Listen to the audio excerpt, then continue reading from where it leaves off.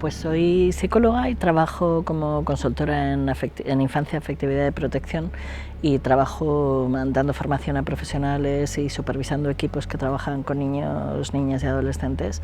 intentando introducir la afectividad como un elemento básico de la protección de los niños y niñas y fomentar también entornos seguros y protectores para su desarrollo.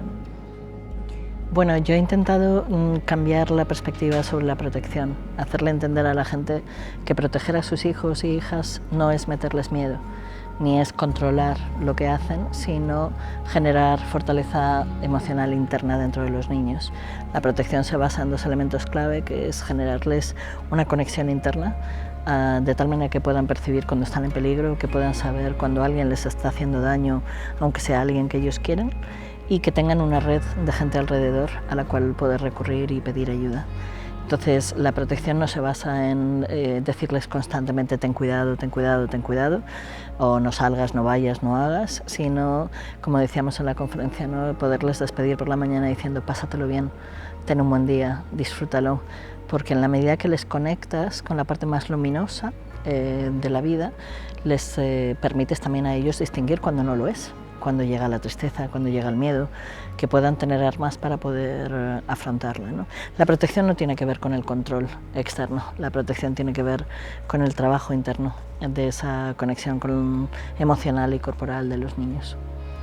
Primero, que sean pesados, que besen, abracen, acaricien, que les digan que les quieren, que les recuerden todos los días, que conviertan ese amor en una vivencia cotidiana. La vivencia de cómo preparar la cama, del cuento antes de ir a dormir, del beso por la mañana al levantarse, de la comida calentita,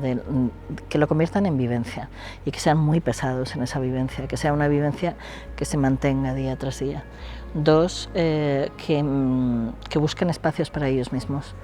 No se puede criar bien sin estar bien. Entonces, el autocuidado es parte de la educación. Es necesario que los padres y las madres tengan sus espacios, que puedan apuntarse a una clase de yoga, que puedan irse a tomar una cerveza con amigos, que no crean que ser padre o madre implica sacrificarse constantemente, porque si no te cuidas a ti mismo,